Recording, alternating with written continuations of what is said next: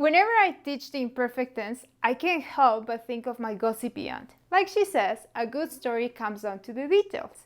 In this video, I'm going to give you 5 real and practical situations where you have to use the imperfect tense, and I'm also going to tell you why. I'm also going to give you time markers because let's face it, it's going to be complicated and you might wonder, do I need the preterite or do I need the imperfect? This is the time marker which says that I need the imperfect. I'm also going to give you a quiz so you can test that you understand when and how to use this tense. Hi everyone, this is Daniela Sanchez and I'm here to help you become fluent in Spanish. Unlike other people, when I think about the imperfect, I cannot think about ongoing past action with no clear ending or beginning. What is that? I'm sorry, my head doesn't work with abstract ideas. That's when I realized that the imperfect tense is just like my aunt. So me and my gossipy aunt are going to make this tense very easy for you. In Spanish, you have to use the imperfect tense to tell the time in the past. Over here you have this structure, and let me give you an example. Eran las 2 cuando llegaste. It was 2 a.m. when you arrived. You are in trouble. Number 2. Tu cita era las 2. Your appointment was at 2. Again, this is information that is helping you understand when something happened. It's not a main action, it's more details. The type of information my gossipy aunt likes. You are also going to use the imperfect tense to say your age or someone else's. For example, and remember that you have to use tener. For example, yo tenía 20 años cuando te conocí. I was 20 years old when I met you. Or, ¿qué edad tenían en 1999? How old you were in 1990, sorry. So, wait a minute, you might be wondering. Daniela, I know you look like you were 20, but you're going to stop being 20 when you turn 21. Oh, stop it. That's very sweet of you. Thank you. And that's a great question, by the way. So when you're talking about someone's age or your own age, you're just giving background information. Check this example. Cuando te conocí, that's our main action. And by saying your age, you're telling me a little bit more information that helps me place this action. Saying your age is just details, okay? You're also going to use the imperfect tense to express location, to say where something used to be in the past.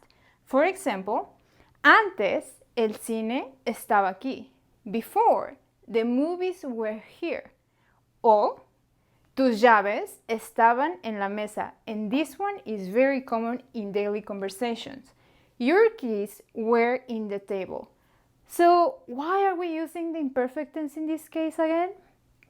Because to be honest, neither you or I know when those keys stop being on the table. We're just saying, you know what, the last time I saw them, they were there.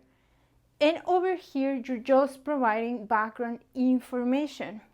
You're also going to use the imperfect tense to describe people and objects. My gossipy aunt loves doing this. And this is going to help you understand how people or things were in the past. For example, cuando yo nací, mi abuela era muy joven. When I was born, my grandmother was very young. Los días eran largos y aburridos. The days were long and boring. Again, you're just providing extra information. Hey, are you falling asleep? Okay, let me throw you a curveball, just so you wake up. Can I use the preterite to describe in the past?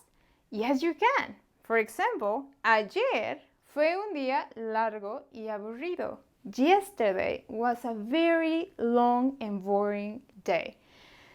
So why are we doing this? Why is Spanish doing this to us?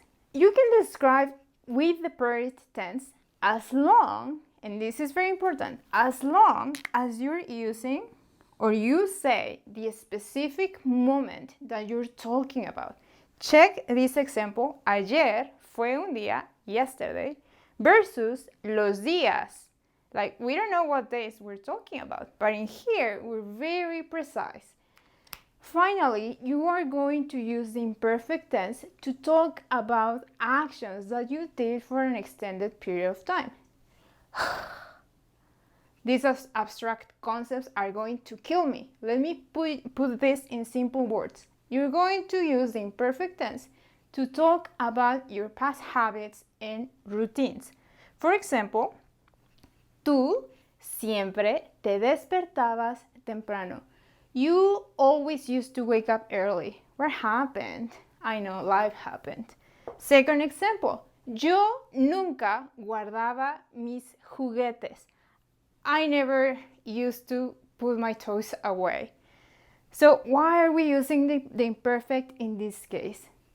Because you're providing details about how you were, what actions you used to do in the past.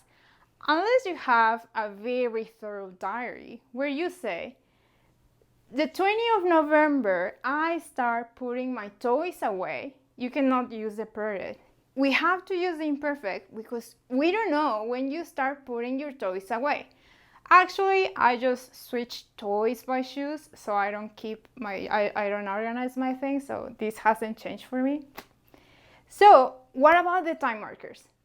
The time markers that you are going to use with imperfect tense are antes, siempre, check how siempre expresses repetition, nunca, never, cuando, this one is almost a trigger for the imperfect most of the times. You see, cuando again, los días, a very imprecise time markers.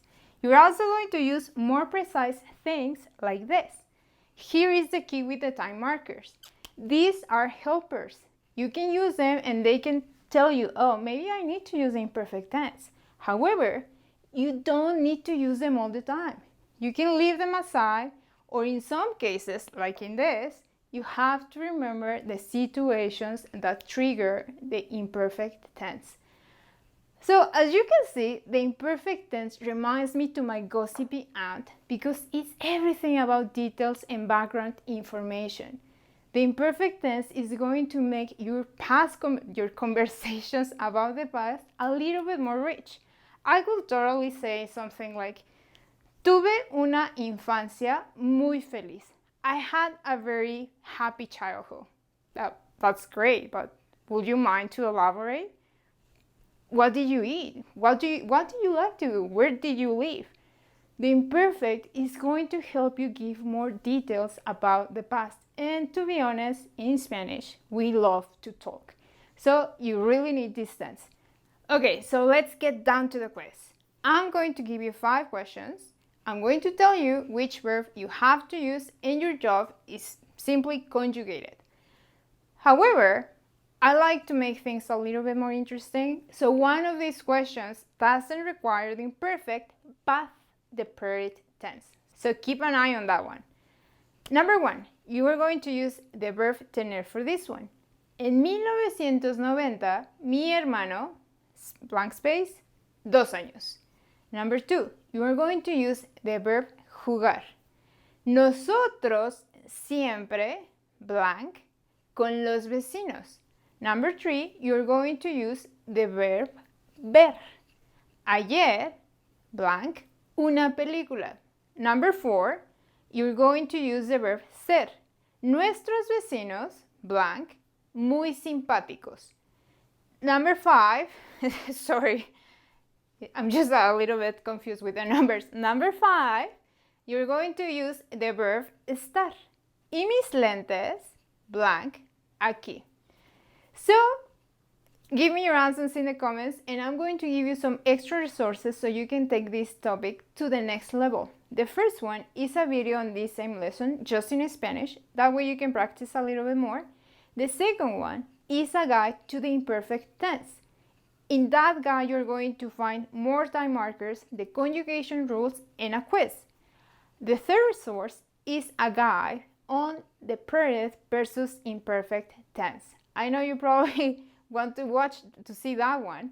And in that guide, you are going to find rules, when to use this one, when to use this other past tense, and you're also going to find a quiz to test your knowledge. So that's it for today, guys. Thank you for staying, and if you like the video, please hit the like button, and I hope to see you soon. Bye!